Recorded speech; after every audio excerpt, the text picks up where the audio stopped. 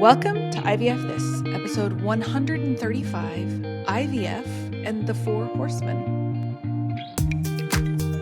Hello, hello, hello, my beautiful friends! I hope you are all doing so well today. If you watch this episode on YouTube, I went really extra on that one. So I hope for my YouTube fans that you enjoyed that. Hey, but this is a great time to plug the YouTube channel. I do. I have a YouTube channel, IVF This Coaching. Same stuff. You get to watch me talk on the podcast, basically. It's just a recording of the podcast, which is all the more fun because I've been told I am a visual person. I'm a very expressive person. So you get to watch all the mannerisms, all the facial expressions, all of that while I'm recording these wonderful episodes for you guys to consume. Outside of the podcast channel, I am doing kind of a mini launch.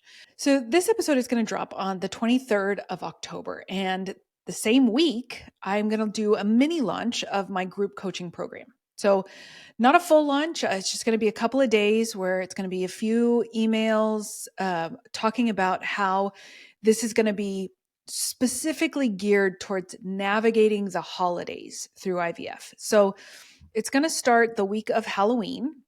So it's going to be the last couple of days of October and the first few days of November. And the idea is for the 10 weeks that this group coaching program will last, specifically geared towards finding and creating community while you're going through this process and learning how to navigate all of the ups and downs, all of the trials, all of the tribulations, all of the difficult emotions, all of the family get-togethers, all of the things that are really specific to the holiday season. And one of the reasons that I want to do this, and it's not an official launch, we're still hoping for 5 to 10 people to be in this group because the more involvement we have with the group, the better the group program is going to be. But also because the last group that I ran through the summer, which is wonderful, and I loved it, and I still adore all of those women that were involved in that first group launch.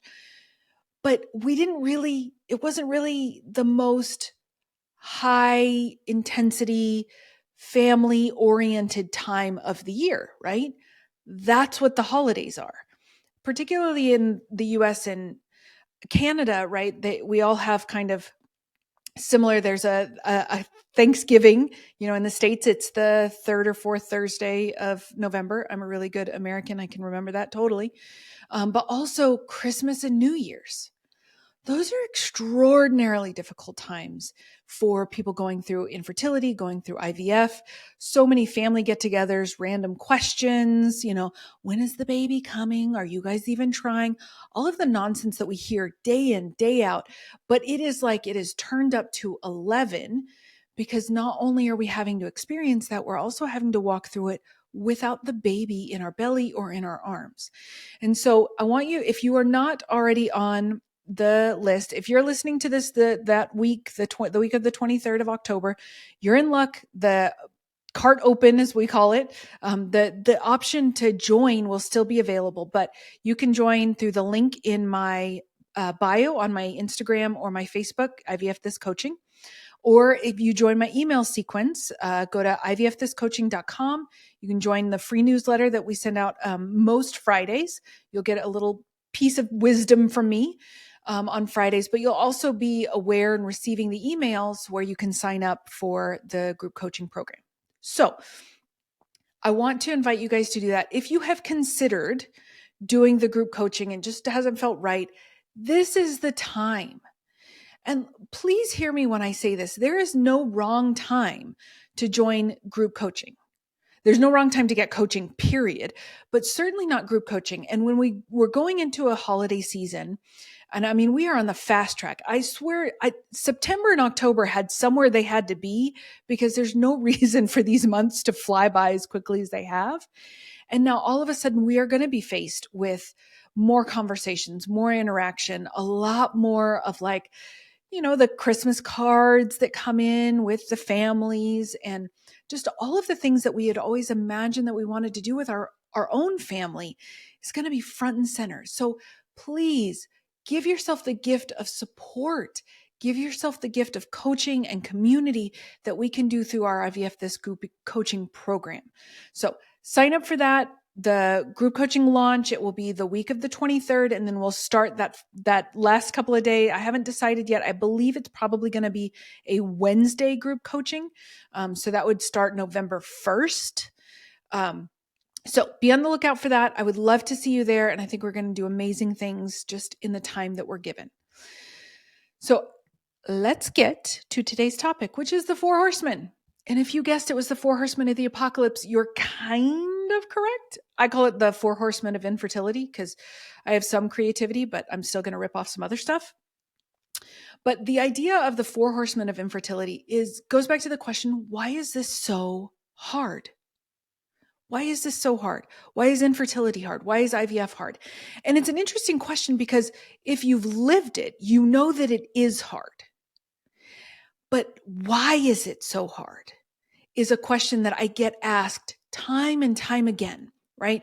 And again, it's so funny when you go through IVF, like it's this ethereal, I know it's kind of hard, but the answering of the question, and I think most of us can't really verbalize it.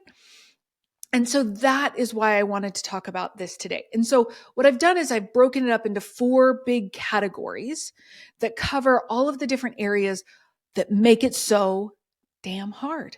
So that's what we're going to talk about today. I'm going to give them to you and then I'm going to break them down, all 4 of them. And then we're going to talk about how we just manage our mind, because that's why you're here. You want to learn how to do this, right? So the 4 horsemen of infertility. We have fear, uncertainty, loss of control, and never to be left out, shame, right? So fear, uncertainty, loss of control, and shame. Those are the 4 horsemen of IVF. But those 4 things, that is why infertility and IVF is so hard. So let's talk about fear. We have fear. Fear is a natural human emotion. It is amplified. A giant spotlight is shown on fear during this time. Fear of things not working, fear of nothing working, that you will be the 1%ers who are told by your doctors, I'm so sorry, this just isn't going to work for you. Fear of not having the family that you dream of. Fear of living a life without joy or purpose, the way that we're told that children bring joy and purpose to our lives. Fear of always feeling the way that you feel right now. Fear of doing IVF, just the medications, the injections, the surgical procedures that you have to have for the egg retrieval. Fear of getting to certain benchmarks and not being able to get past them, right? Great, we got to the egg retrieval, but nothing fertilized. Great, things fertilized, but they didn't go to a day 3 blast. Great, things went to a day 3 blast, but then they died off. We didn't get anything to the day 5, right? And it just keeps going because IVF is a series of benchmarks. Fear of going through everything and then having nothing left. Maybe you don't have any blastocytes at the end. Maybe the ones that you tested, none of them are genetically normal. Or you get through all of that and then you go for transfer and it fails. Okay? Fear of having a miscarriage, fear of carrying a pregnancy through to term, right? These are very real fears that we are faced with and we catalog throughout the entire journey, right? So we might be just on step number 1 of having the consultation for IVF. And we're already having fears of what if it doesn't work? What if miscarriage, right? Fear is an integral part of this process.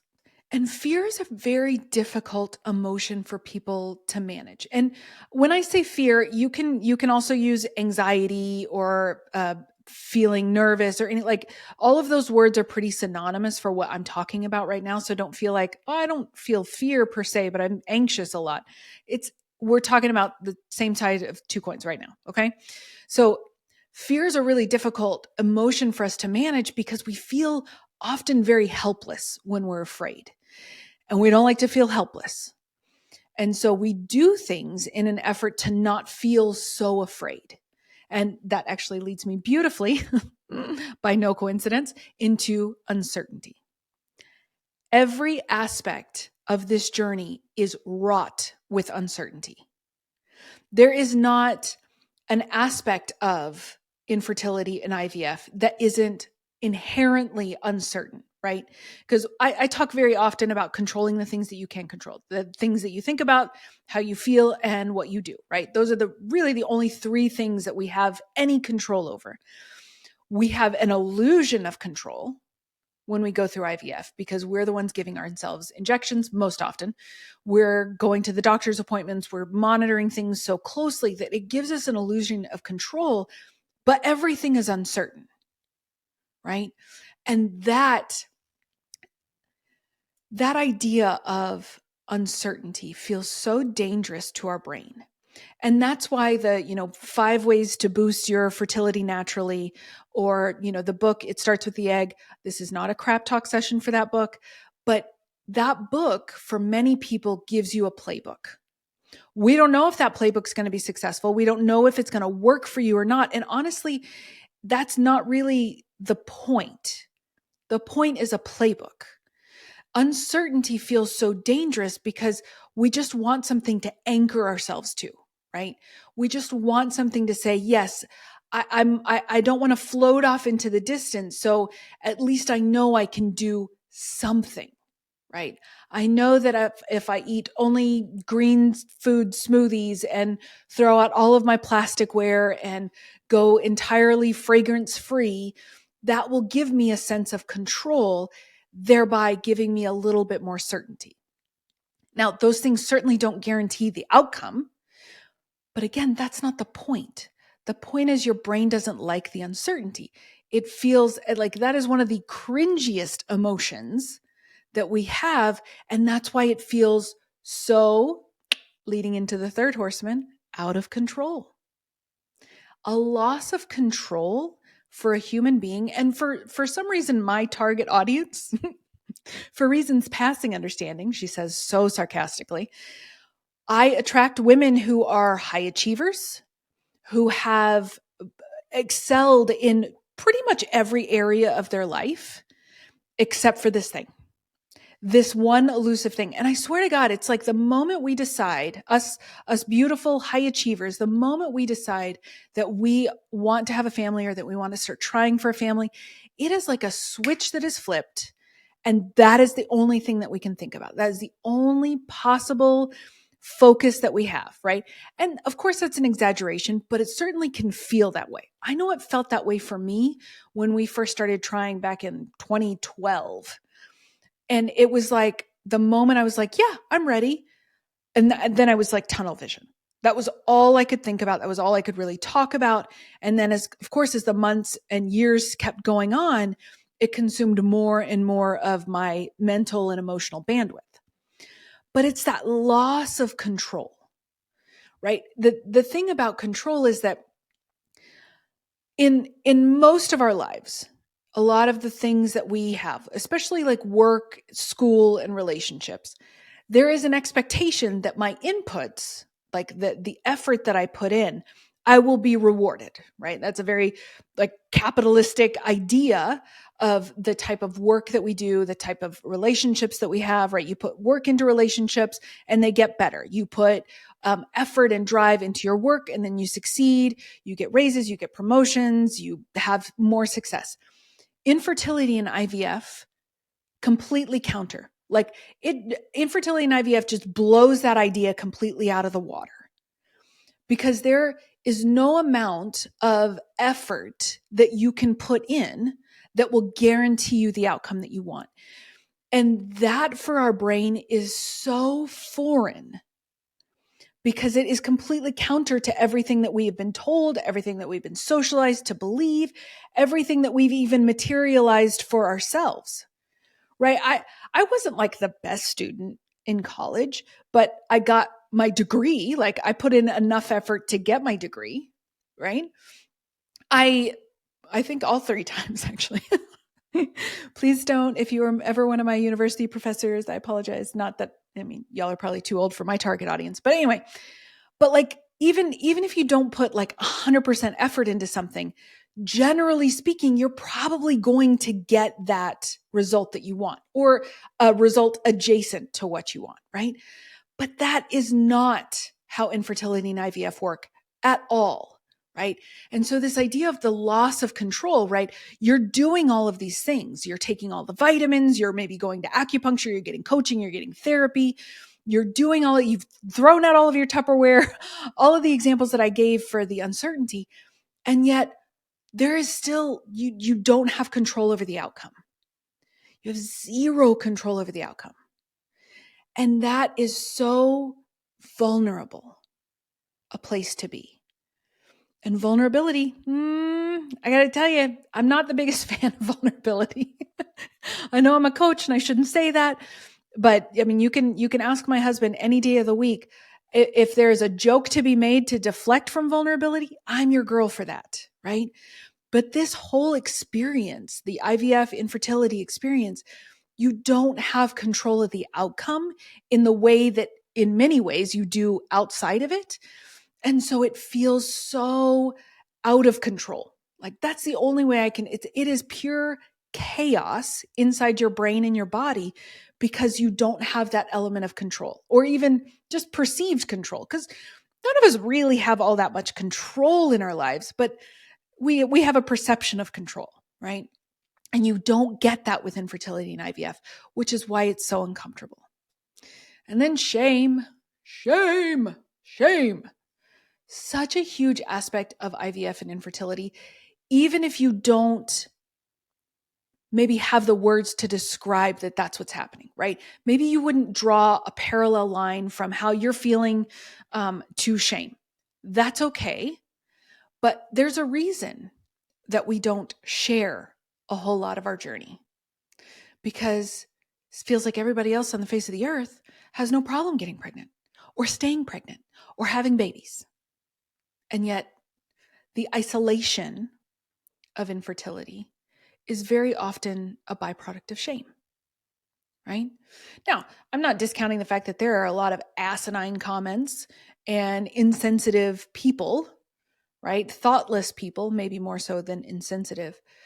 But the isolation that we experience very often is like that comparison of like, they have the thing that I want. So clearly there must be something wrong with me, right? And clearly is in all of the air quotes of all of the world because there is nothing wrong with you.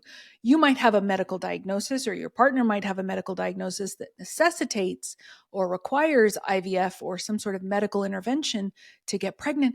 That doesn't mean there is something quote unquote wrong with you. Okay. There's a very big distinction between a medical condition or a medical circumstance and there being something wrong with you. Something being wrong with you is much more of a moral issue, right? It's a moral judgment about yourself. And that's not what we're talking about. Okay. That if we can differentiate those two, if we can depersonalize that aspect of this journey, that tends to be where we find a little bit more freedom and a little bit more ease while going through this. Okay. So I did a whole podcast on shame. It was one of the first podcasts. I think it was one of the first 3 or 4 podcast episodes I did. A whole 30 minutes on shame if you want to dive into that. But shame is such a powerful and crippling, paralyzing emotion that we can experience, right? And so all of the cultural, social expectations, evolutionary expectations, all of that. And when you add on to the fact that anyone socialized as a woman, mostly, I would say like 99.99999% of the time, we carry the social burden of infertility, meaning that most people on spec, without knowing your story, without knowing anything else, will pretty much assume that it is the woman's quote unquote issue, right? And just saying that makes, I just want to vomit. But that is the reality. I have had nurses as dear friends of mine that have just automatically assumed that the reason that we had infertility was solely my responsibility or not my fault. You know, they were careful with their words, but it was very much like, oh, I just assumed it was you. Which jokes on them. It was actually both of us because we're overachieving couple. But that is the social burden of IVF. That's the social burden of infertility, is that the assumption of the responsibility is on the woman, right? And so that is that is just the breeding ground for shame. So we've got fear, we've got uncertainty, we've got loss of control, and we've got shame. Okay. So what do we do with it? I've spent all this time talking about what do we do with it? Well, if you'll go back a few episodes, I did an episode called The One Thing You Need for IVF or something like this, something in the similar. It was within the last 8 episodes that I've done. And I talk about the emotion of willingness. Okay. If you are on this journey and you're just now listening to this episode, you're probably thinking, Emily, I don't want to be willing to do any of this. And I hear you. I get that. But here's the deal. If you're willing to experience the process while you're working towards the outcome, if you're willing to accept that you will experience fear, that you will experience a loss of control, that there is going to be a ton of uncertainty, and that shame, albeit not actually relevant, like it's not a true thing that you should be ashamed or that you should feel shame, but it is going to be there. That is social and evolutionary experiences that you cannot override in a day, right? I work with clients for a long time unraveling some shame, right? It's totally doable, but it's not going to be a switch of the flip like a lot of us want it to be. If you're willing to accept that fear is going to be riding along with you, if you are willing to accept that there is a lot of uncertainty in this process, and with that uncertainty is going to be a loss of control, if you're willing to accept that all of those are true and that there are things that you can control, that you can always control what you think, how you feel, and what you do, right? You can't always control the first thought. The first thought is probably not going to be the most helpful or productive, right? That's just how our brains work. You always get to choose the second thought. You always get to choose what to do with that thought, right? And I always advocate for talking to yourself in the most loving and compassionate way possible, right? And then that shame is an option. Shame is a normal, natural human emotion. It actually served a tremendous purpose for us throughout the ages. It's a very good mechanism for keeping people in line, but it doesn't mean that it's true. Just because people have, let's say, just an easier time, they don't have to have medical intervention to have a baby, doesn't mean that there's anything for you to feel ashamed about. Right? So Brene Brown talks about this a lot, that guilt is I've done something wrong, and shame is there's something wrong with me, right? And believing that there's something, going back again to that moral judgment about yourself, when we believe that there is something wrong with us, the only possible prize at the bottom of that particularly nasty cereal box is that you decide that there's something wrong with you. But if that's off the table, right? If that's not even an option, like there's nothing wrong with you. If we can accept that that is going to be a thought that you have, there's something wrong with me, and that you get to counter it, right? If the first thought is there's something wrong with me, you get to decide what to tell yourself then. I know why you think that. We've always thought that. We were socialized and programmed to think that. Doesn't make it true. I'm doing everything in my power to get and stay pregnant. Okay? So those are the 4 horsemen of infertility, the 4 horsemen of IVF. That's why it's so hard. Fear, uncertainty, loss of control, and shame. An aspect of them, an element of them, a part of them will go through this process with you because those are normal human experiences. Okay? They're normal human emotions. They're normal human desires, a desire for control, a desire for certainty. That's completely normal. So if you're willing to accept that those are going to be there and that that's okay, like they don't feel okay, but it's okay that they're there, then I promise you the process is going to be a little bit easier. And that's the goal for most of this, is we just don't have to make this process so hard on ourselves by believing that we should have faith over fear. Bullshit. Fear is a normal human emotion. That uncertainty can be controlled somehow by research or something like that. You're never going to be satisfied by the thing that you're not actually hungry for. You want certainty of the outcome, right? And we can't have that. So in absence of that, we can create certainty within ourselves, right? That's that failure planning. That's that no matter what happens, I know how to take care of myself. The loss of control. Well, there are 3 things in this world you can control: what you think, how you feel, and what you do. And then shame, it's an option. I'm never going to tell you to get rid of a thought. It's not my job, but it's just an option. You can choose to think something else or to guide yourself to a more compassionate place, right? And I just always advocate for compassion. You're a human being, a messy, beautiful human being navigating a really challenging time in your life. And so naturally, it's going to be a messy process too. And that's okay. I know you know how to take care of yourself. So that is what I have for you today, my friends. I hope you have a beautiful week, and I'll talk to you soon. Bye-bye. Thank you for listening to this week's episode of IVF This. If you like what you've heard, click subscribe and follow to make sure you don't miss an episode. And if you want to learn more, head over to www.ivfthiscoaching.com to learn how to work together.